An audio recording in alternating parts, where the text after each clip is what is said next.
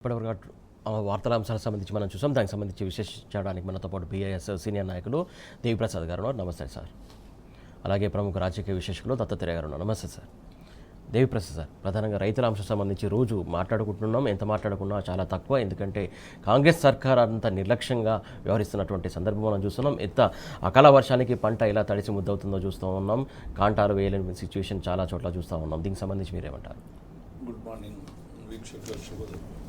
అంటే ప్రధానంగా మనం గత 30 రోజుల నుంచి ప్రతిరోజు కూడా రైతులకు సంబంధించినటువంటి బాధలు, వాళ్ళ ఆగ్రహం, వారు పడుతున్నటువంటి కష్టాలు, ఇవన్నీ కూడా మనం రోజు చర్చించుకుంటున్నాం. కాంగ్రెస్ ప్రభుత్వం గత 2.5 సంవత్సరాలుగా అధికారంలోకి వచ్చిన తర్వాత రైతులను ఏడిపించక తినడమే తమ పరిపాలనగా మారిపోయినటువంటి నేపథ్యాన్ని మనం చాలా స్పష్టంగా చూస్తూ ఉన్నాం.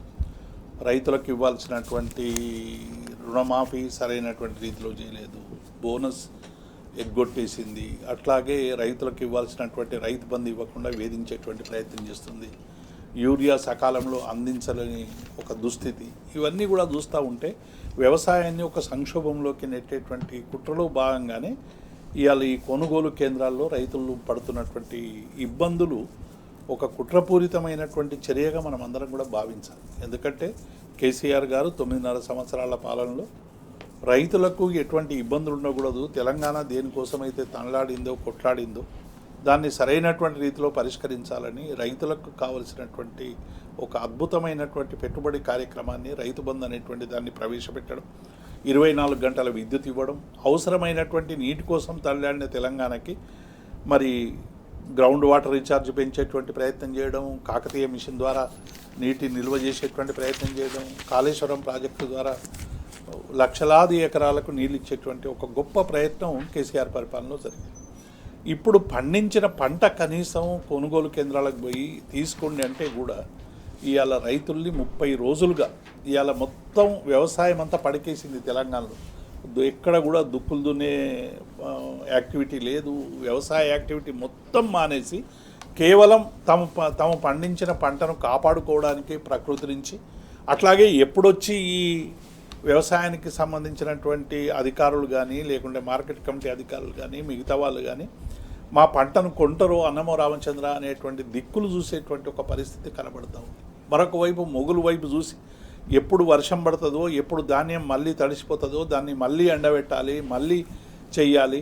వీటన్నిటికి తోడు ఏదైనా లక్కిలాటలో తగిలినట్టు తూకమేసి తీసుకుపోతా అంటే 10 నుంచి 12 కిలోలు తరుగు తీసి మొత్తంగా కూడా రాష్ట్ర వ్యాప్తంగా ఒక పెద్ద కుంభకోణానికి తెరలేపినటువంటి నేపథ్యాన్ని చూస్తూ ఉన్నాం. అంటే రైతుల పట్ల సోయి లేదు, అసలు పంట కొనేటువంటి దిక్కు లేదు.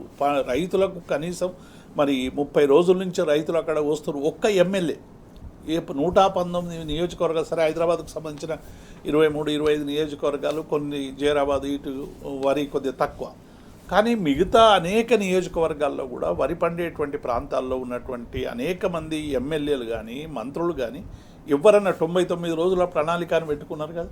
99 రోజుల ప్రణాళికలో మీకు రైతులు లేరా? వ్యవసాయానికి సంబంధించినటువంటి కష్టాలు తీర్చే ప్రణాళికనే లేదా మీకు? కాంగ్రెస్ పార్టీ ఇవాళ ఒక్క ఎమ్మెల్యే ఎక్కడైనా కొనుగోలు కేంద్రంకు పోయిండా? ఇలా పోవాలి. మన రేవంత్ రెడ్డి గారు పిచ్చి మాటలు మాట్లాడింది కదా, బీఆర్ఎస్ పార్టీ రైతులను రెచ్చగొడుతున్నది, వెకిలి నవ్వులు నవ్వుతున్నది, పోయి ఫోటోలు తీసుకొస్తున్నది, తప్పుడు ఫోటోలు మార్పింగ్ చేసి పెడుతున్నారు పత్రికలలో, రైతులు ఇబ్బంది పడతలేరు, కష్టాలు లేవు అన్నారు కదా. మరి పొండి ఏదైనా ఒక కొనుగోలు కేంద్రం పోయి ఇక మేము 100% వడ్లు కొన్నాం, బీఆర్ఎస్ చేస్తున్న ప్రచారం తప్పని నిరూపించండి. ఏ ఒక్క దగ్గరన్నా ఒక్క సెంటర్లోనైనా మరి ఇటువంటి పరిస్థితి ఉందా? ప్రతి సెంటర్లో ఇవాళ రైతులు 30 నుంచి 40 రోజులుగా ఎదురు చూస్తూ ఉన్నారు. తమ పంట కొనండి అని ప్రాధేయపడతా ఉన్నారు. రోజు లోడింగు అన్లోడింగు మరి పెరిగినటువంటి యుద్ధం వల్ల వచ్చినటువంటి అనివార్య పరిస్థితి వలన డీజిల్ రేటు పెట్రోల్ రేట్లు పెరిగిన నేపథ్యంలో మేము చేసిన అగ్రిమెంట్ పాత రేటుతో చేసినాం కాబట్టి రైతుల నుంచి క్వింటాలకి పైసలు వసూలు చేస్తూ ఉన్నారు లాజిస్టిక్స్ సంబంధించినటువంటి వాళ్ళు. ఇక గన్నీ బ్యాగుల పరిస్థితి అయితే మరీ దారుణమైనటువంటి పరిస్థితి. టార్పాలిన్స్ లేవు. ఏ రైతుకు ఆ రైతు మా పంటను మీరే కాపాడుకోవాలి, సెల్ఫ్ సర్వీస్ సిస్టమ్ అయిపోయింది మొత్తంగా కూడా. సురేష్ గారు టోటల్గా ఇవాళ రైతుల పరిస్థితి ఏమైపోయిందంటే తమను తామే కాపాడుకోవాలి. ప్రకృతి నుంచి కాపాడుకోవాలి, మిగతా వాటి నుంచి కాపాడుకోవాలి. 30-40 రోజులు ఇలా కనీసం కూలి పడతలేదు ఈ వడ్లు అమ్ముకుంటే. మరి ఇంత దుర్భరమైనటువంటి పరిస్థితిని తెచ్చినటువంటి కాంగ్రెస్ పార్టీ పట్ల ఇలా ప్రజలు తీవ్ర ఆగ్రహంతో ఉన్నారు. సరే 2.5 సంవత్సరాల పరిపాలన అయిపోయింది, ఏవో చెప్పి కాలయాపన చేస్తున్నారు, నడిపిస్తూ ఉన్నారు. కానీ ప్రజలకు సంబంధించినటువంటి ఏ ఒక్క సమస్యను కూడా వీళ్ళు పరిష్కరించే పరిస్థితి లేదు. రైతుల పరిస్థితి అయితే ఇలా పూర్తిగా, ఎందుకంటే కేసీఆర్ గారు 9.5 సంవత్సరాల పాలనలో తెలంగాణ ఒక దశాబ్దాల కాలం రైతులకు వ్యవసాయం సంక్షోభంలోకి నెట్టబడి చాలా ఇబ్బందులు పడి అనేక రైతుల ఆత్మహత్యలను నిరంతరం కొనసాగి అసలు వ్యవసాయమే దండగా అనేటువంటి ఒక పద్ధతికి పాలకులు తెచ్చిన తర్వాత దాన్ని రెనోవేట్ చేయడానికి ఆయన చేసినటువంటి నిరంతర శ్రమ వల్ల ఇవాళ దేశంలోనే అత్యధిక పంట పండించేటువంటి ఒక కేంద్రంగా ఆనపూర్ణగా ఇవాళ తెలంగాణ తయారైనటువంటి నేపథ్యం. దీన్ని విధ్వంసం చేసేటువంటి ప్రయత్నం చేస్తారు. మళ్ళీ సంక్షేమాన్ని సంక్షోభం వైపు నెట్టేటువంటి ఒక దుర్మార్గమైనటువంటి పరిస్థితులు దాపురిస్తూ ఉన్నాయి. ఇప్పటికైనా కాంగ్రెస్ పార్టీ మేము డిమాండ్ చేస్తూ ఉన్నాం. బీఆర్ఎస్ పక్షాన్ని మా కేటీఆర్ గారు కూడా అన్నదాతలకు అండగా నిలబడినని మొత్తం కార్యకర్తలకు కూడా నిన్న వారు పిలిపివ్వడం జరిగింది. అనేక మంది మా మంత్రులు, ఎమ్మెల్యేలు, నియోజకవర్గంలో ఉన్నటువంటి నాయకులు అందరూ కూడా కొనుగోలు కేంద్రాలకు పోయి వాళ్ళకు అధికారులతో మాట్లాడుతూ ఉన్నారు. అక్కడ ఇక్కడ మేము చేసే ప్రయత్నం వల్లనే కొన్ని వడ్లు కొంటున్నటువంటి పరిస్థితి, లేకుంటే అసలు పట్టించుకునే పాపన పోలేదు. మీరు ఇచ్చిన టార్గెట్ 70 లక్షల మెట్రిక్ టన్నులు కొంటామన్నారు.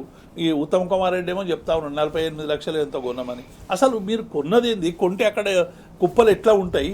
కుప్పల మీదనే రైతులు తనువు జాలిస్తే కూడా ఎక్కడ కూడా ఏమి ఇబ్బంది లేదని చెప్పేటువంటి ప్రయత్నం చేస్తూ ఉన్నారు.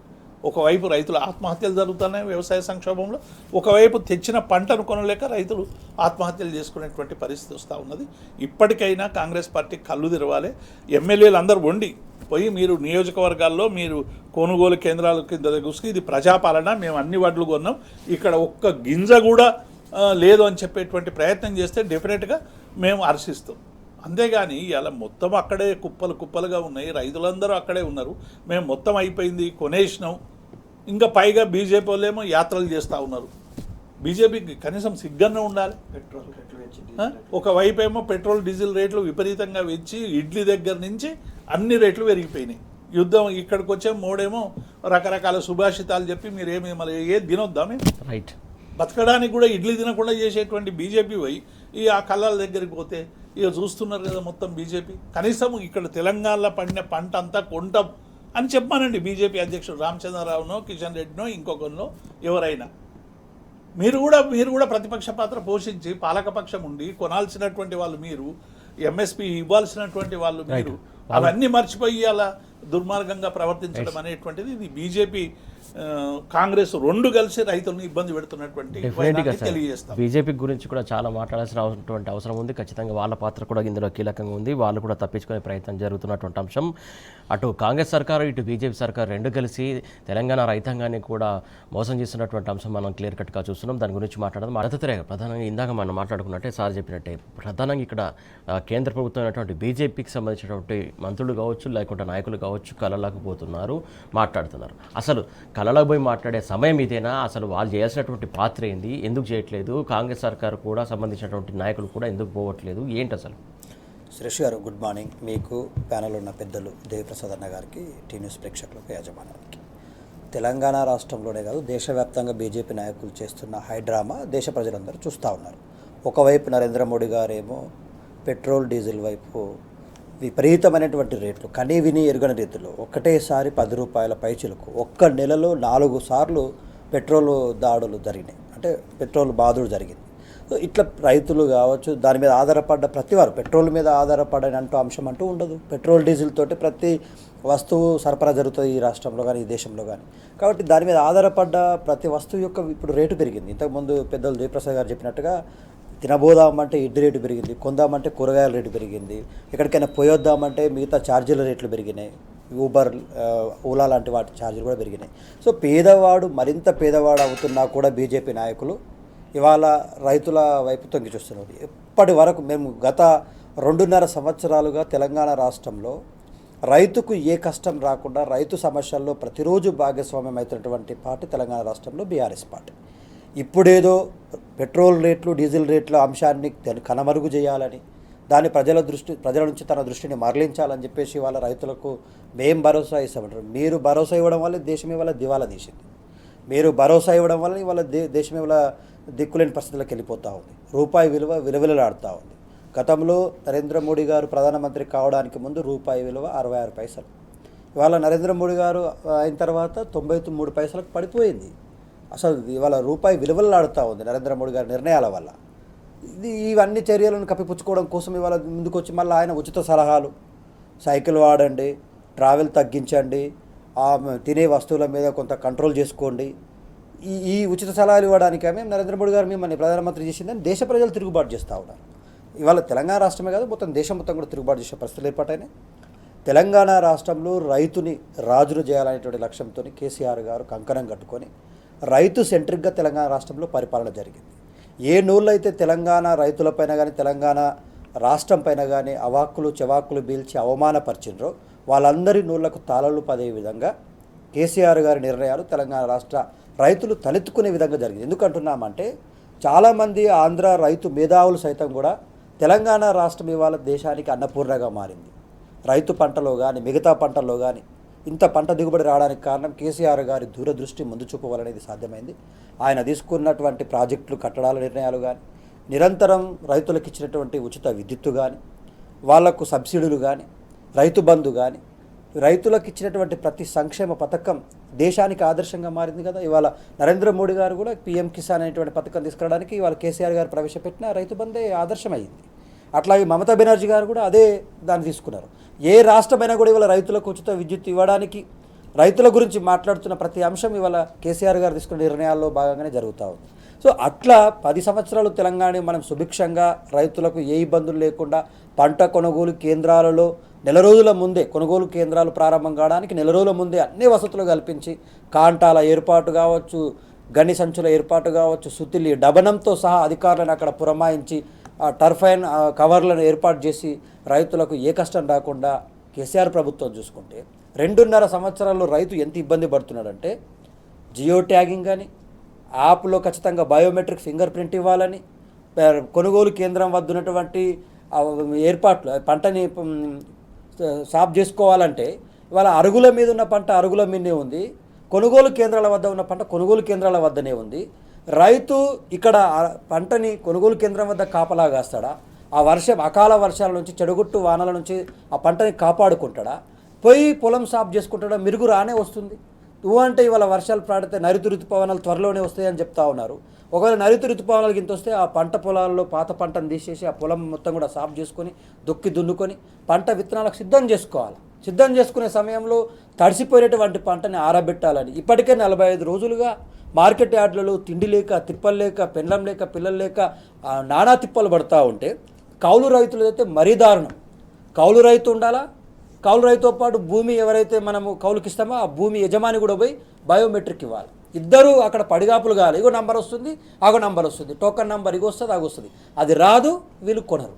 పోనీ ఊర్లకు గతంలో కేసీఆర్ గారు ఎక్కడ పంట ఉంటే అక్కడ ఊర్లకు కేంద్రాలను పంపించి అక్కడే కొనుగోలు కేంద్రాలను ఏర్పాటు చేసి తక్షణం పంట కొన్న పరిస్థితుల్లో గతంలో అయితే ఇప్పుడేం రోగం అయిందంటే నాకు అర్థం కాదు. బెంగాల్లో ఎన్నికలు ఉంటే నీకు తెలియదా? బెంగాల్లో ఎన్నికలు 6 నెలల ముందు నుంచి నోటిఫికేషన్కు పురమాయిస్తారు కదా. మరి ఇక్కడ ఉన్నటువంటి కార్మికులకు అక్కడ పోతారు, కూలీలు దొరకరు అన్న విషయం తెలుసుంటే మరి వేరే ప్రత్యామ్నాయ ఏర్పాట్లు చేయాలి కదా, నీకు ప్రణాళిక ఉండాలి కదా. అంటే ముఖ్యమంత్రి రేవంత్ రెడ్డి గారు రైతు ఇవాళ కన్నీటి పర్వంతం కావడానికి ప్రధాన కారకుడైండు. మళ్ళీ ఆయననేమో 80% కొనుగోలు అయినాయి అంటాడు. పరోసార శాఖ మంత్రి ఉత్తమ్ కుమార్ రెడ్డి ఏమో 50% అయింది అంటారు. మీకే ఇవాళ పొంతం లేదు. వ్యవసాయ శాఖ మంత్రి ఇప్పటి వరకు ఇన్ని ఇబ్బందులు జరుగుతూ ఉంటే ఒకరోజు కూడా సమీక్ష పెట్టి నిర్ణయాలు తీసుకోరు.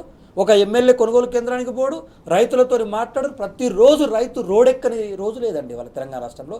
రోధించని రోజు లేదు, రైతు రోధించని కన్నీళ్లు కార్చని రోజు లేదు. అటు వర్షం, ఇటు రైతుల కన్నీళ్లు. ఖచ్చితంగా ఈ రైతుల కన్నీళ్ళు రేవంత్ రెడ్డి సర్కార్ కొట్టుకుపోతుంది సురేష్ గారు. అంత బాధ, అంత వేదన, అంత యాతన పడతా ఉన్నారు ఇవాళ తెలంగాణ రైతులు. ఇక దేవిప్రసాద్ సార్, ప్రధానంగా ఇక్కడ ఇంకొక అంశం చూసుకున్నట్టయితే ప్రధానంగా ఏదైతే సిరిసిల్ల జిల్లా నేరెళ్ళ ప్రాథమిక వ్యవసాయ మార్కెట్కి సంబంధించి పంట కొనట్లేదు అని చెప్పేసి ఆవేదన వ్యక్తం చేసి ప్రాథమిక వ్యవసాయ కేంద్రానికి కాంగ్రెస్ నాయకుడు తాళం వేశాడు. కేసీఆర్ సార్ ఉన్నప్పుడే బాగుండే పాలన, అప్పుడే పంట కొన్నారు, ఎక్కడ తాళాలు వేసినటువంటి పరిస్థితి లేదు. ఏదైతే పొలంలోకి వచ్చి కాంటాలు వేసినటువంటి సిచ్యువేషన్ చూసాం, ఇప్పుడు ఏంది దుర్భర స్థితి అని చెప్పేసి ఆవేదన వ్యక్తం చేసినటువంటి సందర్భానికి సంబంధించి మీరేమంటారు? సురేష్ గారు, రైతుకు కాంగ్రెసా లేకుంటే బీజేపీయా లేకుంటే బీఆర్ఎస్ అనేటువంటి తారతమ్యాలు ఉండవు. రైతు కష్టపడి పంట పండించినప్పుడు ఆ పంటను కొనేటువంటి ప్రభుత్వం మంచి ప్రభుత్వం ఉండాలని కోరుకుంటారు. అందుకే కాంగ్రెసు అన్ని రాజకీయ పార్టీలకు సంబంధించిన రైతులందరూ కూడా కేసీఆర్ని ఎందుకు తమ నాయకుడిగా ఇప్పటికి కూడా గుర్తిస్తారంటే కారణం 9.5 సంవత్సరాల్లో రైతు కష్టాలని సమగ్రంగా అధ్యయనం చేసి ఆ సమస్యకు శాశ్వత పరిష్కారం చూపించాలని తపన పడిన నాయకుడు కేసీఆర్ గారు.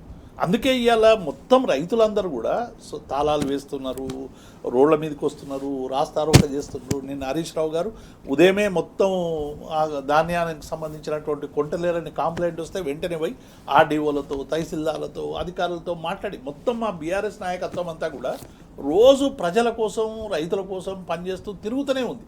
కానీ ప్రభుత్వానికి స్పందన లేదు. అందుకే ఇవాళ కాంగ్రెస్ సంబంధించిన నాయకులందరూ కూడా మళ్ళీ కేసీఆర్ మీరు ఎక్కడికైనా పోండి, ఎవరినైనా కదిలించండి, ఏ వర్గానైనా కదిలించండి, వయసుతో సంబంధం లేదు, పార్టీతో సంబంధం లేదు, రాజకీయాలతో సంబంధం లేదు, భావజాలంతో సంబంధం లేదు. తెలంగాణ సుభిక్షంగా ఉండాలంటే మళ్ళీ కేసీఆర్ పాలన రావాలనేటువంటి ఒక భావన ఇవాళ సర్వత్రా మార్మవుతూ ఉన్నది. కారణం ఏంటంటే కాంగ్రెస్ పెడుతున్నటువంటి కష్టాలు.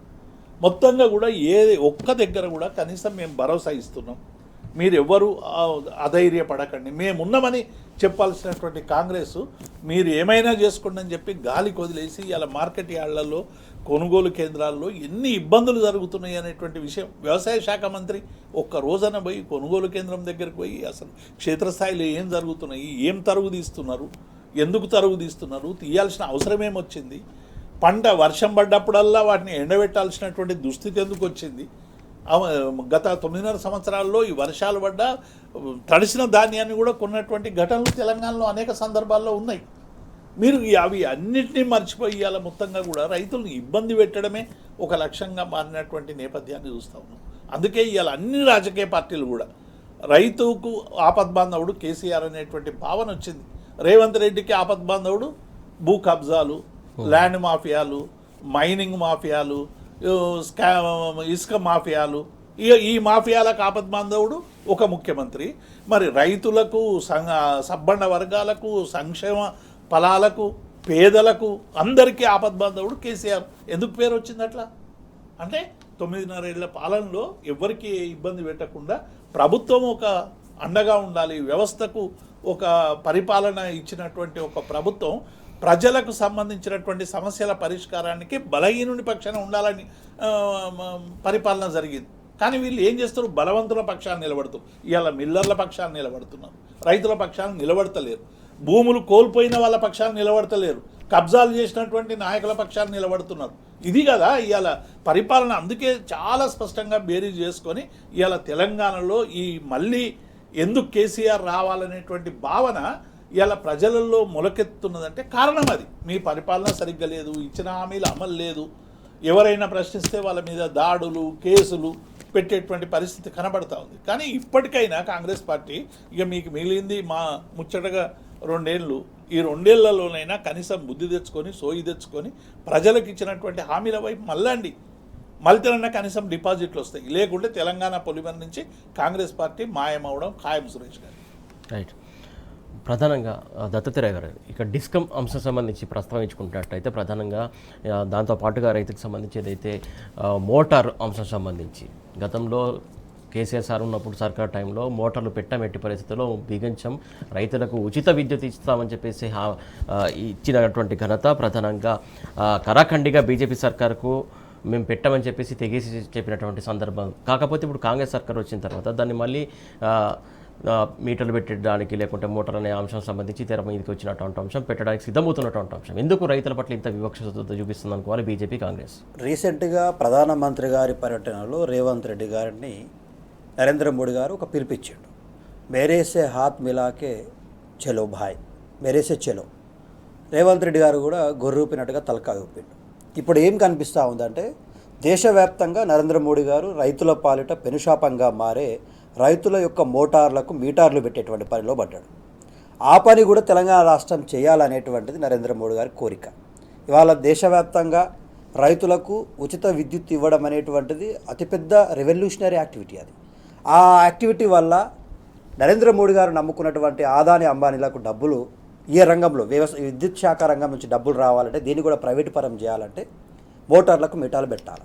మోటార్లకు మీటాలు పెడితే ప్రతి నెల ఇప్పుడు మనం టీవీ రీఛార్జ్ చేసుకున్నట్టుగా లేకపోతే సెల్ ఫోన్ రీఛార్జ్ చేసుకున్నట్టుగా రైతులు కూడా విద్యుత్తు అర్ధరాత్రి 12 గంటలకు కూడా విద్యుత్తు పోయేటువంటి అవకాశాలు ఉంటాయి. చీకట్లో రైతులు ఉండాల్సిన పరిస్థితి ఏర్పాటవుతుంది. రీఛార్జ్ చేసుకుంటేనే మీటర్ మళ్ళీ పనిచేస్తుంది, కరెంటు పునరుత్పత్తి జరుగుతుంది. ఇట్లా ఈ చర్యలు జరగాలంటే ఏం చేయాలా? కొత్త వేషం ఇస్తా ఉన్నాడు తెలంగాణ రాష్ట్రంలో రేవంత్ రెడ్డి. ఇప్పటికే 2 డిస్కంలు ఉన్నాయి తెలంగాణ రాష్ట్రంలో. ఎన్పీడీసీఎల్, ఎస్పీడీసీఎల్ పేరు మీద తెలంగాణ రాష్ట్రంలో అద్భుతంగా ఒకటేమో ఉత్పత్తి చేస్తూ ఉంది, ఒకటేమో సప్లై చేస్తూ ఉంది విద్యుత్తుని. కొత్తగా రైతు డిస్కం పేరు మీద తెర మీదకి తీసుకొచ్చి దాని పేరు మీద 2 రకాలుగా రేవంత్ రెడ్డి లాభం పొందే అవకాశం ఉంది. ఒకటి, రైతుల మెడకు ఉరితాడు వేయాలా. ఎట్లా? ఈ డిస్కంల పేరు మీద మోటార్లకు మీటాలు పెట్టేసి వాళ్ళ నుంచి డబ్బులు దండుకొని కేంద్ర ప్రభుత్వానికి రాష్ట్ర ప్రభుత్వానికి కట్టుకోవాలి పన్నుల రూపంలో, విద్యుత్ పన్నుల రూపంలో. రెండోది, డిస్కం ఏర్పాటుకు కావాల్సినటువంటి నిధుల విషయంలో ఆర్థిక లావాదేవీ పొందాలా. అంటే దాని వెనకాల ఒక పెద్ద స్కామ్ దాగి ఉంది.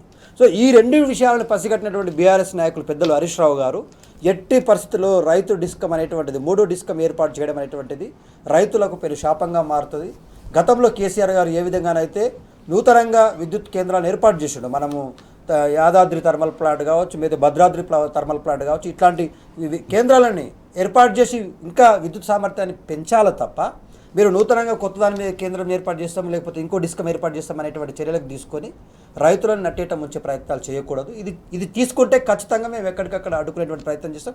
తక్షణం తను లేఖ కూడా రాశాడు.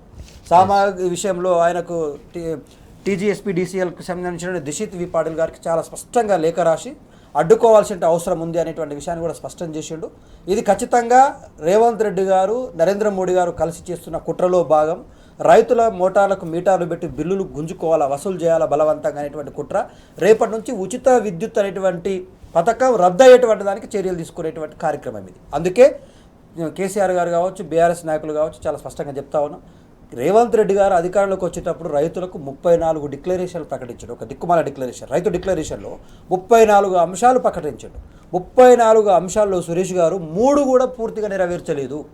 అన్నీ ఉచిత బస్సు లాగానే అడ్డం సగం ఒకటి కూడా పూర్తిగా 100% పూర్తి చేసింది లేదు. రైతులకు రుణమాఫీ పూర్తిగా కాలేదు.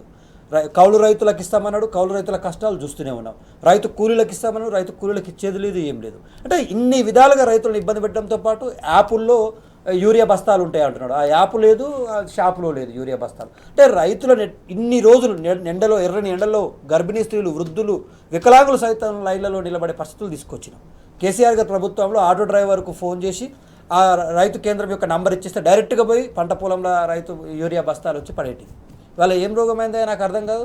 అంటే మీరు సమన్వయం చేయడం కూడా మీకు చేతనైతలేదు. రైతులతోని, అధికారులతోని కోఆర్డినేషన్ చేసుకొని సప్లై వ్యవస్థని పెంచి కొనుగోలు కేంద్రాల వద్ద అధికారులను కానీ లేకపోతే హమాలి కూలీలను కానీ పెంచి కొనుగోలు కేంద్రాలను పెంచాల్సినటువంటి ప్రభుత్వం కేవలం 6,000 కొనుగోలు కేంద్రాలతోనే నడిపిస్తుంది. గతంలో కేసీఆర్ గారు 8,012 పైచీలకు కేంద్రాలను పెట్టి ఊర్లకు పంపించిండి. గ్రామీణ తాండాలకు కూడా రైతులే అధికారులే వెళ్ళి రైతుల వద్దకు వెళ్ళి కొనుగోలు చేసినటువంటి పరిస్థితి గతంలో చూసినాం. ఇవాళ రైతులు ఆరబెట్టుకొని ఆకాశం వైపు చూస్తూ బోరున వెలిపిస్తున్నారు. తడిసిపోయిన పంటని ఆరబెట్టాలంటే ఒక కుంటాలకు 500 నుంచి 600 రూపాయల ఖర్చు అవుతుంది. ఉల్టా ఓకే, ఇప్పుడు ఆ కూలీలు దొరకాలా, దాన్ని రోడ్డు మీద తీసుకురావాలా, మళ్ళీ ఆరబెట్టాలా, మళ్ళీ వర్షం వస్తే మళ్ళీ సగం కొట్టుకుపోయింది. 100% పంట తీసుకొచ్చి ఆరబెట్టుకుంటే 25% పంట వర్షార్థమైతే ఆ మిగిలిన పంటని సైతం ఆరబెట్టుకోవాలంటే రైతు కూలీలను పెట్టుకుంటే ఆ కూలీల ఖర్చులు కట్టడానికి కూడా రైతుకి ఇబ్బందులు అవుతా ఉన్నాయి. ఇన్ని ఇబ్బందులు పెడతా ఉన్నాడు. చూస్తూ ఇంకా మళ్ళీ ఏమంటున్నాడు, కొనుగోలు కేంద్రాలు పెంచారంటున్నాడు. ఒక్క అధికారులు చర్యలు తీసుకుంటలేరు.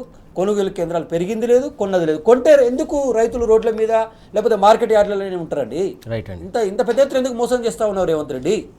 రైట్. మొత్తానికి ఏదైతే నాటి బీఆర్ఎస్ సర్కార్ టైంలో దాదాపు 8,000 పైన చిలుకు కొనుగోలు కేంద్రాలు ఉంటాయి. ఇప్పుడు కాంగ్రెస్ సర్కార్లో మాత్రం 6,000 పైచిలికే కొనుగోలు కేంద్రాలు ఉన్నాయి. ఎందుకు కుదింపు జరిగింది, ఎందుకు ఇంత రైతుల పట్ల వివక్ష చూపుతుంది అనేది తెలంగాణ సమాజం ప్రశ్నిస్తుంది. ప్రధానంగా కొనుగోలు కేంద్రాలు పెంచాల్సింది పోయి ఇంకా ఎందుకు తగ్గించారో అంటూ కూడా ప్రశ్నిస్తుంది. మొత్తానికి కాంగ్రెస్ సర్కార్ కావాలనే నిర్లక్ష్య వైఖరి ధోరణితోటే చేస్తుందని చెప్పేసి చెప్తున్నటువంటి అంశం. ఇప్పుడు దేవప్రసాద్ సార్, ప్రధానంగా ఏదైతే చూస్తా ఉన్నాం, శాఖలు ఎవరి దగ్గర ఉన్నాయి, ఎవరి వెనకాల ఉండి నడిపిస్తున్నారు చేస్తున్నారు, ఏంటి అర్థం కాని పరిస్థితి. కాంగ్రెస్ సర్కార్ పాలనలో ప్రధానంగా బిగ్ బ్రదర్స్ అంశం రోజు తెరమైగా వస్తున్నటువంటి అంశం.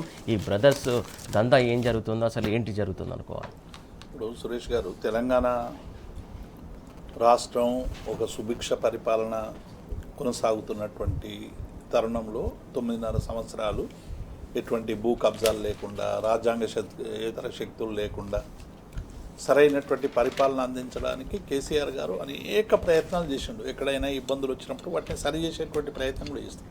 చాలామంది ముఖ్యమంత్రులు కూడా ఎప్పుడైనా ముఖ్యమంత్రి కుటుంబ సభ్యులు కానీ, లేకుంటే ముఖ్యమంత్రికి సంబంధించినటువంటి వ్యక్తులు కానీ ఎవరైనా ఉంటే, ఏదైనా తప్పు జరిగితే కనీసం వెంటనే ఇంటర్నల్ కరెక్షన్స్ అన్నీ ఉంటాయి. అంటే కనీసం వాళ్ళని హెచ్చరించడమో, లేకుంటే ఆపడమో, కొద్ది రోజులు దూరం పెట్టడమో, ఇటువంటివి ఉంటాయి. ఇక్కడ ఎవరైనా మనం ఒక్కసారి ఇలా మళ్ళీ మాట్లాడినామనుకో ఫోర్త్ బ్రదర్స్ గురించి, ఆయనకు ఇంకొకటి తెచ్చిపెట్టిస్తాడు. రేవంత్ రెడ్డి ఏమైపోయిందంటే ఎవరు ఎన్ని మాటలు చెప్పినా వాళ్ళని ఒక అపర కుబేరులాగా మార్చేటువంటి ప్రయత్నం చేస్తున్నాడు. నలుగురిని కూడా, మొత్తం తను ఒక్కడే కాదు, ఇవాళ తన 4 అన్నదమ్ముల్ని, తన చుట్టూ ఉన్నటువంటి వాళ్ళని. ఇవాళ 1000 కోట్లకు ల్యాండ్ స్కామ్ జరిగితే శంషాబాద్కి సంబంధించి, అక్కడ ఒక సొసైటీకి చెందినటువంటి ఒక ట్రిమ్స్ వైస్ చైర్మన్ అనేటువంటి అండతో ఈ స్కామ్ జరుగుతూ ఉందని చెప్పి చాలా స్పష్టంగా బీఆర్ఎస్ పార్టీకి సంబంధించినటువంటి హరీష్ రావు గారు, మా నాయకులందరూ కూడా అనేక సందర్భాల్లో నిన్న ఈ స్కామ్ను బయటపెడితే కనీసం దాని మీద ప్రభుత్వ స్పందన లేదు. అంటే 1000 కోట్ల కుంభకోణంలో ఇన్వాల్వ్ ఉన్నటువంటి ఒక అధికారిని కేవలం ట్రాన్స్ఫర్తో సరిపెట్టింది. కానీ మీరు డీజిల్ రైట్ల గురించి రోడ్ల మీదకి వచ్చిండ్రు, మా వడ్లన్నీ కళ్ళల్లో ఉన్నాయి, కళ్ళల్లో నీళ్ళు వస్తున్నాయి, మొదలు గది కొన్నాక ఈ పని చేయండి అని చెప్పిన ఆర్టీసీ మామూలు డ్రైవర్ని రిమూవల్ చేయించేటువంటి ప్రయత్నం చేసింది. అంటే సోషల్ మీడియాలో అంతటా పెద్ద ఎత్తున నిరసన వచ్చిన తర్వాత పొన్నం ప్రభాకర్ లాంటి వాళ్ళు వచ్చి అయ్యో అది లేదు అని చెప్పేటువంటి ప్రయత్నం చేశారు. అంటే 1000 కోట్ల కుంభకోణాలు చేసినటువంటి వాళ్ళకేమో అవార్డులు, చిన్న మీరు ఉన్న సమస్య రైతు బిడ్డగా ఆ కండక్టర్ నా పంట కొనండి ఆ మహాప్రభని 2 చేతులెత్తి మొక్కినందుకు మీరు రివార్డులు ఇచ్చేటువంటి ప్రయత్నం చేస్తూ ఉన్నారు. అంటే ఇవాళ ఏం జరుగుతున్నది, మొత్తం ఒక రాజ్యాంగేతర శక్తిగా వీళ్ళందరూ కూడా వ్యవహరిస్తున్నారు. వాళ్ళకేం మంత్రిత్వ శాఖలు లేవు, వాళ్ళకేం ప్రోటోకాల్ పోస్టులు లేవు, కానీ జిల్లా కలెక్టరే బయటకు వచ్చి స్వాగతం చెప్తా ఉన్నారు. మనం చూసినాం మొన్న ఒక స్కూల్ ఫంక్షన్లో రంగారెడ్డి జిల్లాలో వారికి ఎటువంటి సహాయ సహకారాలు అందినాయి. ఇది ఒక్కటే కాదు, ఇవాళ టోటల్గా ఇవాళ రియల్ ఎస్టేట్ పడిపోవడానికి, ప్రభుత్వ ఆదాయం తగ్గడానికి ప్రధాన కారణమైనటువంటి శక్తుల పట్ల ఈ ప్రభుత్వం ఏం పట్టించుకోవట్లేదు. ఇన్ని విమర్శలు వస్తే కనీసం ఆ విమర్శలకు జవాబు చెప్పి వాళ్ళని దూరం చేయడము చేయాలి కదా. లేకుండా అందులో ఏమీ లేదని నిరూపించేటువంటి ప్రయత్నం మనం చేయాలి. నిరంతరం ఇటువంటి వచ్చినప్పటికి కూడా ఒక రాజ్యాంగ శక్తిలాగా మా ఊళ్ళల్లో ఏమవుతారంటే కొన్ని దేవుని గిడిచిపెట్టే బర్రెలు పోతులు ఉంటాయి, వాటిని ప్రజలు ఏమన్నారు, ఇక అది ఏ చెన్లన్నా వాడి మేయొచ్చు, ఎక్కడన్నా ఏ వ్యవసాయం దాన్ని ఎవరు ముట్టరు, దేవుడు బర్రె అని. ఇక అట్లా అయిపోయింది. ఇవాళ వీళ్ళ 4 దిక్కులో దోచేసి మీరు ఏమన్నా మేయండి, నా పోలీసులు పట్టుకోవడానికి వీల్లేదు, నా విజిలెన్స్ పట్టుకోవడానికి వీల్లేదు, నా సీసీఎల్ఏ చెప్పడానికి వీల్లేదు అనేటువంటి పద్ధతిలో ఇట్లా చేయడం వల్ల ఇవాళ మొత్తం కాంగ్రెస్ పార్టీ పూర్తిగా ఎరాడికేట్ అయ్యేటువంటి పరిస్థితి వచ్చింది. ఇలా అనేక విమర్శలు కాంగ్రెస్ పార్టీ నుంచే చేస్తాం. చివరికి ఈ ధాన్యం మేము కొనలేకపోతున్నాం ఒక ఎమ్మెల్యే క్షమాపణ చెప్పినటువంటి సందర్భం మనం చూసినాం కదా. రేవంత్ రెడ్డి గారు రాజగోపాల్ రెడ్డికైనా జవాబు చెప్పండి, మాకు చెప్తే చెప్పును, లేకుంటే లేదు. కానీ మేము ఈ పంట కొనలేకపోతున్నాము, రైతులను ఇబ్బంది పెడుతున్నాం, వాళ్ళ కళ్ళల్లో కన్నీళ్లు చూడలేకపోతున్నాం, మాకు క్షమాపణ చెప్పినటువంటి ఒక ఎమ్మెల్యే, మీ పార్టీ ఎమ్మెల్యేకైనా జవాబు చెప్పేటువంటి ప్రయత్నం చేయండి. ఇంకొక అంశం సార్, బీసీ బిడ్డ పైన కుట్ర ఏదైతే పీసీసీ చీఫ్ మహేష్ కుమార్కి సంబంధించి, అంటే ఈ కుట్ర కోణం వెనకాల ఎవరున్నారు అనుకోవాలి, ఏంటనుకోవాలి? ఇది ఇప్పుడు అందరికీ తెలిసిందే. ఒక మీడియా సంస్థ ఒక వార్త వేసింది, ఒక వార్త వచ్చిందంటే డెఫినెట్గా మీడియా యాజమాన్యానికి సంబంధం లేకుండా వార్తలు ఏవో చిన్న వార్తలు వేరే విషయాలు. ఒక పీసీసీ అధ్యక్షుడి మీద, ఒక ముఖ్యమైనటువంటి పదవి ఉన్నటువంటి నాయకుని మీద మీరు పదే ఆయన బీసీ బిడ్డ కాబట్టి, రేపు ఆయన ఏదో సందర్భంలో అన్నాడు, రేవంత్ రెడ్డి ఇక లాస్ట్ ముఖ్యమంత్రి ఈ రాష్ట్రానికి, ఓసీ నుంచి ఒక సామాజిక వర్గం నుంచి వచ్చే ముఖ్యమంత్రి బీసీ అని ఎప్పుడైతే అన్నాడో అప్పటి నుంచి కుట్రలు మొదలైనవి. ఎందుకంటే ఈయన ఏదో పీసీసీ ప్రెసిడెంట్ అంటే 2 పెదవులు మూసుకొని ఉండాలి తప్ప, ఈయన పెదవి తెరిసే పీసీసీ ప్రెసిడెంట్ ఎందుకున్నాడు అనేటువంటి భావన ఇవాళ రేవంత్ రెడ్డి గారికి వచ్చినట్టుంది. ఎందుకంటే మహేష్ గౌడ్ గారు మొదటి నుంచి కాంగ్రెస్లో ఉన్నటువంటి నాయకుడు, సమస్యల మీద స్పందించేటువంటి ఒక వ్యక్తిత్వం ఉన్నటువంటి నాయకుడు, ముఖ్యంగా బీసీ సామాజిక వర్గానికి సంబంధించినటువంటి నాయకుడు కాబట్టి ఎక్కడ ముఖ్యమంత్రి అయిపోతాడో అనేటువంటి భయంతోనే ఆయన వ్యక్తిత్వారణని మొదలు ఒక దళితుడు ముఖ్యమంత్రి అవుతాడని బట్టి విక్రమార్క గారి వ్యక్తిత్వారణం చేసే ప్రయత్నం చేశారు. ఇప్పుడు ఈయన వ్యక్తిత్వారణం చేశారు. ఎవరైనా ఆ పదవికి పోటీ పడుతున్నారని కలలో వచ్చినా వాళ్ళ వ్యక్తిత్వారణం జరుగుతుంది, వాళ్ళ మీద అవినీతి ముద్రలు జరుగుతాయి, వాళ్ళ మీద విపరీతమైన అసలు ఈ ఆ ఛానల్లో ప్రచారం చేస్తే చిన్న చిన్న వాటికి నోటీసులు ఇస్తారు కదా, మళ్ళీ ఈ ప్రభుత్వంగానే ఎందుకు చేయలేకపోతుంది? ఒక పిసిసి అధ్యక్షుడి మీద ఇంత వ్యక్తిత్వహరణం జరుగుతూ ఉంటే ఆయన అవినీతి పరుడని రకరకాల పేర్ల మీద ల్యాండ్లో ఉన్నాడని చెప్పి ఆయన కుటుంబ సభ్యుల్ని ఇందులోకి లాగి, ఆయనకెవరో కుటుంబ సభ్యుడు పోలీస్ అధికారం చెప్పి ఆయనను ఇందులోకి లాగి ఆయన అల్లుడు గురించి ప్రచారం చేసి, మరి మొన్న బండి సంజయ్ గారికి సంబంధించినటువంటి ఒక చిన్న సమస్య మీదనే వాళ్ళ కుటుంబ సభ్యులు చేస్తే గగ్గోలు పెట్టినటువంటి అన్ని రాజకీయ పార్టీలు ఈ విషయంలో ఏమైపోయినాయి? అంటే రేవంత్ రెడ్డి ఏం చేసినా మా బారాపూర్ మా తెలంగాణలో ఇవాళ అటువంటి స్థితి దాపురించింది. మరి ప్రజలు వీళ్ళని శిక్షించాలి.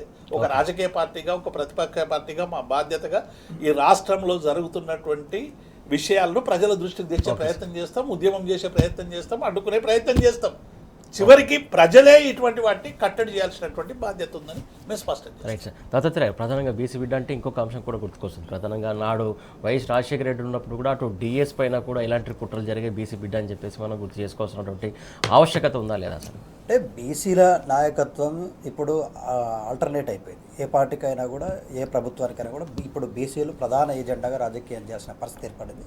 బీసీలలో రాజకీయ చైతన్యం కూడా పెరిగింది. మీరు చూడండి, స్థానిక సంస్థల ఎన్నికలన్నింటిలో బీసీలు పెద్ద ఎత్తున పాల్గొనడం, సర్పంచులు, ఎంపీసీలు, జడ్పీసీ లాంటివి కావచ్చు, మున్సిపల్ కౌన్సిలర్స్ కావచ్చు. సో వీటిలో వాళ్ళ ప్రాధాన్యం పెరిగింది. నెక్స్ట్ రాజ్యాధికారమే వాళ్ళ లక్ష్యం కాబట్టి ఆ స్థాయిలో ఉన్నటువంటి, ఆ స్థాయికి అందినటువంటి నాయకుల యొక్క నాయకత్వం పైన మచ్చేస్తే ఇంకోసారి ఏబీసీ నాయకుడు కూడా ముఖ్యమంత్రి కుర్చీ అంటే ఇంకా రేవంత్ రెడ్డి సామాజిక వర్గానికో లేకపోతే ఇంకో సామాజిక వర్గానికో అన్నట్టుగా అట్లా ముడిపెట్టుకుని కూర్చునేటువంటి ప్రయత్నం చేస్తూ ఉన్నాం. ఇక్కడ ప్రధానంగా ఏంటంటే బండి సంజయ్ గారి కొడుకు విషయంలో ఏ టీవీ ఛానల్ 24 గంటలు ప్రచారం చేయలేదు. ఇవాళ రేవంత్ రెడ్డి గారి బ్రదర్స్ చేస్తున్నటువంటి అరాచకం మీద ఏ టీవీ ఛానల్ 24 గంటలు ప్రచారం చేయలేదు. ఇవాళ లేని ఆరోపణలు ఆపాదించే ఒక పిసిసి ప్రెసిడెంట్ బీసీ బిడ్డ కావడం వల్లనే ఆయన చాలా స్పష్టంగా ఇంతకుముందు పెద్దలు దేవిప్రసాద్ గారు చెప్పినట్టుగా ముఖ్యమంత్రిగా నెక్స్ట్ రేవంత్ రెడ్డి చివరివాడు, నెక్స్ట్ ఈ రాష్ట్రంలో ఎవరైనా ముఖ్యమంత్రి అయితే మాత్రం బీసీలకి అవకాశం ఉంది అనే మాట ఆయన నోటి నుంచి రావడం అనేటువంటిది ఇప్పుడు ఆయన శాపంగా మారింది. ఆయన కుటుంబంలో ఉన్నటువంటి వ్యక్తులు, సంబంధం ఉన్నవాళ్ళు, సంబంధం లేని వాళ్ళందరినీ తీసుకొచ్చి వాళ్ళ టీవీలలో చర్చలు పెట్టేటువంటి ప్రయత్నం చేస్తూ ఉన్నారు. ఇవాళ నేను అడుగుతా ఉన్నా, రేవంత్ రెడ్డి గారు, మరి మీ బంధువులు సూదిని సుజన్ రెడ్డి గారు సోదా కన్స్ట్రక్షన్స్ పేరు మీద అమృత నిధులలో 2.0 అమృత నిధుల్లో భాగస్వామిగా ఉన్నట్టుగా మా నాయకులు కేటీఆర్ గారు చాలా స్పష్టంగా ఆధారాలతో బయటపెట్టారు. మీ బ్రదర్స్ కాంట్రాక్టుల్లో వాటాల కోసం కొట్లాడుతూ ఉన్నారు. రియల్ ఎస్టేట్ దేవాదాయ భూముల కోసం ఇవాళ కొట్లాడుతూ ఉన్నారు. మీ బ్రదర్స్ అధికారులను ఇన్ఫ్లుయెన్స్ చేస్తూ ఉన్నారు. పోలీస్ అధికారులను మీ బ్రదర్స్ ఫోన్లు చేసి ట్రాన్స్ఫర్ చేయిస్తూ ఉన్నారు. ఓఆర్ఆర్ చుట్టున్నటువంటి భూముల్లో ఎవరైనా కొనుక్కున్న వాళ్ళని బలవంతంగా ఖాళీ చేయించి కబ్జాలు చేసుకునేటువంటి ప్రయత్నం మీద పడ్డారు. సపరేట్గా ఒక ఆఫీసే ఓపెన్ చేసారు రియల్ ఎస్టేట్ సెటిల్మెంట్ల కోసం. Revanth Reddy brothers, big brothers ఆఫీసే ఏర్పాటు చేసుకుని సెటిల్మెంట్ల అడ్డాగా కొనసాగుతూ ఉంది. ఏదైనా ఒక పోలీస్ అధికారి ఆ అంశానికి సంబంధించి ఫోన్ చేయాలంటే గజ గజ గజ గజ వణికిపోయేటువంటి పరిస్థితి ఏర్పాటైంది. మరి దీని మీద ఎందుకో ఏ టీవీ ఛానల్ చర్చ పెట్టట్లేదు. మొన్ననే కదండి 114 ఎకరాల భూమికి దారి కోసం అందులో చేస్తున్నట్టుగా మేము ఆధారాలతో బయట పెడితే దాన్ని ఎందుకు ప్రచారం చేయట్లేరు? మరి ఇవాళ తెలంగాణ రాష్ట్రంలో రేవంత్ బ్రదర్స్ పవర్ సెంట్రిక్గా మారినరు. షాడో పాలిటిక్స్, షాడో పవర్ని, అంటే పవర్ రేవంత్ రెడ్డి గారు కుర్చీలో ముఖ్యమంత్రిగా ఉంటారు, వాళ్ళ బ్రదర్స్ అధికారాన్ని దుర్వినియోగం చేస్తూ ఏ అధికారానికి సంబంధించినటువంటి పదవుల్లో లేనప్పటికీ అధికారం మొత్తం వాళ్ళ చేతుల్లోకి తీసుకొని అధికారుల కాంట్రాక్ట్ ట్రాన్స్ఫర్ల విషయంలో వాళ్ళే, ప్రభుత్వం నుంచి వచ్చేటువంటి కాంట్రాక్టులు అన్నీ కూడా వాళ్ళకి చెప్పిన వ్యక్తులకే పోతాయి, వాళ్ళ సంస్థలకే పోతాయి. అమృత నిధుల విషయంలో అదే అయింది, బొగ్గు గనుల విషయంలో అదే అయింది. బొగ్గు గనుల విషయంలో బొగ్గు గనుల శాఖ మంత్రిగా గౌరవనీయులు మంత్రి బట్టి విక్రమార్క గారు, డిప్యూటీ సీఎం గారు మాట్లాడితే ఆయన గురించే ఆయనకు సంబంధించిన 2 టీవీ ఛానళ్ళు పొద్దు నుంచి సాయంత్రం వరకు అదే ఎపిసోడిక్గా 30% వాటా తీసుకుంటుండు, 40% వాటా తీసుకుంటుండు కాంట్రాక్టుల్లో, లేకపోతే ఆర్థిక అంశాల బిల్లులు క్లియర్ చేసే విషయంలో. అంటే మీరు చేస్తే సంసారం, మిగతా వాళ్ళు చేస్తే ఇంకోటే. మరి అంటే రేవంత్ రెడ్డి గారు మీరు దీనికి సమాధానం చెప్పాల్సిన అవసరం ఉంది. ఇవాళ మీరు ఎస్సీలు, ఎస్టీలు, బీసీలు వాళ్ళని టార్గెట్గా చేసి ఒకనాడు సీతక్క మీద, ఒకనాడు బట్టి విక్రమార్క మీద, ఇవాళ పిసిసి ప్రెసిడెంట్ మహేష్ కుమార్ గౌడ్ మీద, ఇవాళ నీకు ఎక్కడైతే వాళ్ళు అడ్డం తగులుతారో, నీకు తెలుసో తెలియక నువ్వు చేస్తున్నటువంటి భూదందాలు ఇన్వాల్వ్ అవుతారో, లేకపోతే వాళ్ళకి దానికి సంబంధించి ఫోన్ కాల్ చేసి ఏదైనా అరే ఇది తప్పు కదా అని చెప్పి ప్రశ్నిస్తారో, వాళ్ళ మీద తెల్లారితే కథ ఒక స్టోరీ రెడీ అవుతుంది, స్క్రిప్టెడ్ స్టోరీ. అది 24 గంటలు నీకు అనుకూలంగా ఉన్నటువంటి మీడియా ఛానల్లో ప్రచారం అవుతుంది. Senior most journalist Pasham Yadagiri గారు అదే అన్నారు. ఇవాళ మీరు అక్రెడిటేషన్ ఇచ్చినటువంటి జర్నలిస్ట్ ఛానల్స్ అన్నీ కూడా ఎవరివి? తెలంగాణ రాష్ట్రానికి సంబంధించిన ఛానల్స్ రెండు. ఒకటి టీ న్యూస్, రెండోది V6. మిగతా అవన్నీ ఛానల్స్ ఆంధ్రలో కదా, నువ్వు ఆంధ్రలోకి అక్రెడిటేషన్ ఇచ్చి ఇవాళ తెలంగాణ ప్రజల మీదకి వాళ్ళని పురమాయిస్తున్నావా? ఇది ఎక్కడ న్యాయం, ఇది ఎక్కడ అన్యాయం? తెలంగాణలో పనిచేస్తున్నటువంటి జర్నలిస్టుల సంగతి ఏంది? వాళ్ళకి ఇచ్చిన భూములన్నీ గుంజుకొని వాళ్ళకు ఫ్యూచర్ సిటీలో ఇస్తా అని చెప్తున్నావాట. మరి మా ఇక్కడ కేటాయించినటువంటి భూములు, ఇక్కడ రావాల్సినటువంటి భూముల విలువ పెరిగేసరికి వీటిని గుంజుకొని రియల్ ఎస్టేట్ దందాలకు అప్పచెప్పేసి ప్రైవేట్ వ్యక్తుల చేతిలో పెట్టేసి ఇవాళ నువ్వు ఇక్కడ ఆకాశ హార్మాలు కట్టుకొని నువ్వు ఎంజాయ్ చేస్తావు. జర్నలిస్టులు అందరూ కూడా చెట్లలో అడవులలో పోయి అచ్చంపేట అడవుల దగ్గర ఏదో ఫ్యూచర్ సిటీ పేరు మీద అక్కడిస్తే వాళ్ళు మళ్ళీ అక్కడ పోయి కట్టుకొని బతకాలా? ఇట్లాంటి ప్రశ్నలు ఎవరు మాట్లాడితే వాళ్ళు ప్రభుత్వ వ్యతిరేకులుగా వాళ్ళ మీద ఎంబటే నోటీసులు, చర్యలు. నిన్న మా యువ నాయకులు బాల్క సుమన్ గారు మాట్లాడితే ఆయన కోసం ఎంక్వైరీలు. ఆయన మాట్లాడిన తప్పేది, నువ్వు గతంలో తెలంగాణ భవన్ని కూల్చేస్తా అన్నావు, కేసీఆర్ చావాలా అన్నావు, కేసీఆర్ నువ్వు బ్రతకకూడదు అన్నావు. నువ్వు ఇంత నీచంగా దిగజారి మాట్లాడితే పేగులు మెడలు వేసుకోవాలా, తొక్కుతా, గుడ్లు బీక్తా, తొండలు దొరగొడతా అనే మాటలు మాట్లాడినప్పుడు మరి నీ మీద ఎన్ని కేసులు పెట్టాలా? ముఖ్యమంత్రిగానే నువ్వు రాజ్యాంగాన్ని విరుద్ధంగా, చట్టానికి విరుద్ధంగా నువ్వు మాట్లాడుతుంటే మరి నీ మీద ఎన్ని కేసులు పెట్టాలా, ఎన్ని చర్యలు తీసుకోవాలా? ఇట్లా నీ తప్పులను పసిగడుతున్నటువంటి క్రిషాంక్ మీద కేసులు పెడుతూ, నీ అవినీతి ఆరోపణలు నువ్వు కేతనపల్లిలో మున్సిపల్ ఎన్నికల్లో ప్రజాస్వామ్యబద్ధంగా రావాల్సినటువంటి మున్సిపల్ చైర్మన్ విషయంలో బాల్క సుమన్ గారు పోరాటం చేస్తే ఆయన మీద కేసులు పెడుతూ ఆయనను జైలుకు పంపిస్తాం.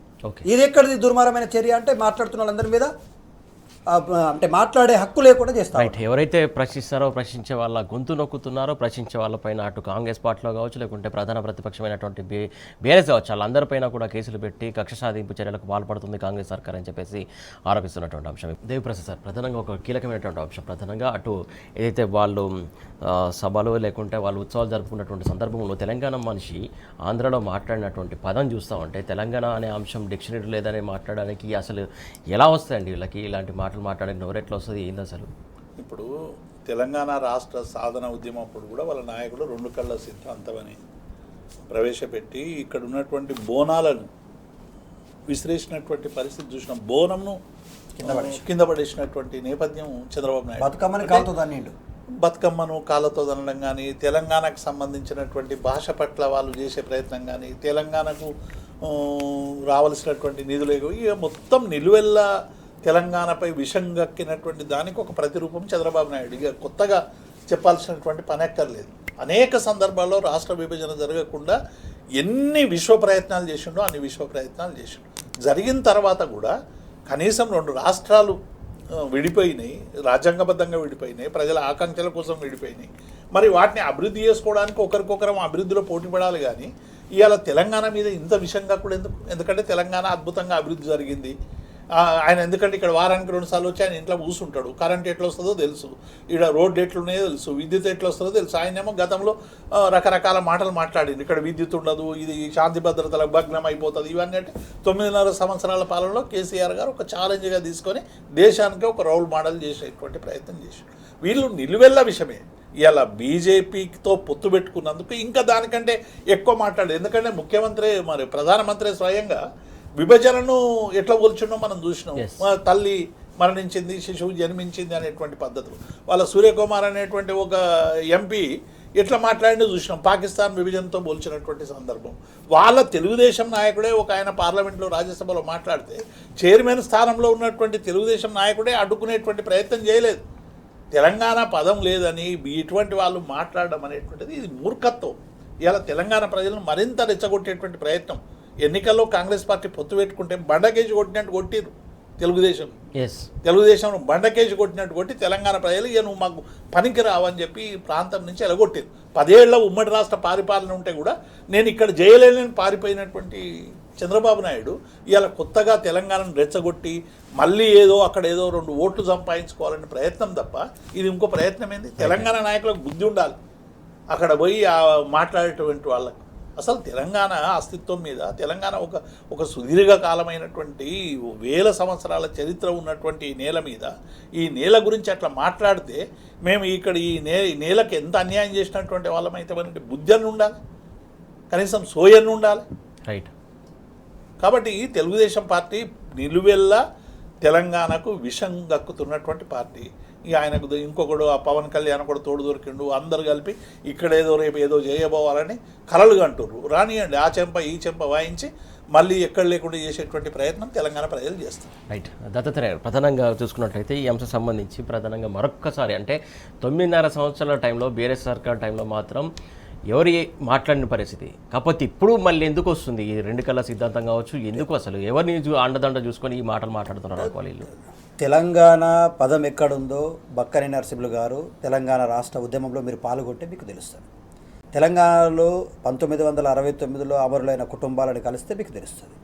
2009 నుంచి 2014 వరకు చనిపోయిన అమరుల కుటుంబాలు, విద్యార్థులు, కార్మికులు, పోలీస్ డిపార్ట్మెంట్లో కిష్టయ్య లాంటి వాళ్ళు, యాదయ్య లాంటి వాళ్ళు, శ్రీకాంతాచారి లాంటి వాళ్ళు తెలంగాణ మలిదశ ఉద్యమంలో అమరులైనటువంటి కుటుంబాలు. వాళ్ళకు తెలంగాణ ఉద్యమ పోరాటం గురించి కానీ, అస్తిత్వం గురించి కానీ, తెలంగాణ సంస్కృతి సాంప్రదాయాల గురించి తెలియకుండా కేవలం చంద్రబాబు నాయుడి మెప్పు కోసం అంత పెద్ద మహానాడులు నువ్వు ఇలా తెలంగాణ అనేది డిక్షనరీలో లేదా అనడము అంటే యావత్ తెలంగాణ సమాజాన్ని నువ్వు అవమానపరిచినట్టు. ఇంత పెద్ద ఎత్తున జరిగినటువంటి మిలియన్ మార్చు, సాగరహారం, సకలంజల సమ్మె, వంటావార్పు, ఉస్మానియా యూనివర్సిటీ విద్యార్థుల అసెంబ్లీ ముట్టడిల లాంటి వాటిని కూడా నువ్వు అవమానపరిచినట్టు బేషరతుగా ముక్కు నేలకు రాసి బక్కని నరసింహులు తెలంగాణ సమాజానికి క్షమాపణ చెప్పాల్సిన అవసరం ఉంది. తెలంగాణ రాష్ట్రం అనేటువంటిది డిక్షనరీలో లేదా?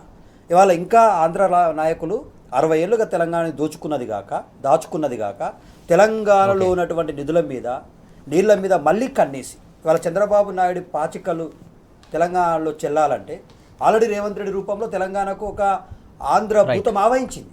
నిజంగా చెప్తా ఉన్నాం, తెలంగాణలో డైరెక్ట్గా ఆంధ్ర భూతం పరిపాలిస్తుంది. చంద్రబాబు నాయుడి శిష్యుడే ఇవాళ తెలంగాణ రాష్ట్రానికి ఒక శాపంగా మారి తెలంగాణలో ఉన్నటువంటి మనం ఏదైతే తెలంగాణ ఉద్యమంలో పోరాడిన అంశాలు ఉన్నాయో, నిధుల విషయంలో అన్యాయం జరుగుతూ ఉంది, నీళ్ళ విషయంలో అన్యాయం జరుగుతూ ఉంది. వాళ్ళ చంద్రబాబు నాయుడు ధీమా ఏంది అంటే నేను అక్కడ మోడీతో చేతులు కలుపుకొని నా ప్రభుత్వంలో భాగస్వామ్యం చేసుకున్నా, ఇక్కడ నా శిష్యుడే తెలంగాణ రాష్ట్రంలో ముఖ్యమంత్రి అయ్యాడు. కాబట్టి మళ్ళీ హైదరాబాద్ చుట్టుపక్కల ఉన్న భూముల విషయంలో కానీ, వ్యాపారాల విషయంలో కానీ, నీళ్ళ విషయంలో కానీ దోపిడీ తీసుకోవడానికి ఒక దారి కావాలా మాకు.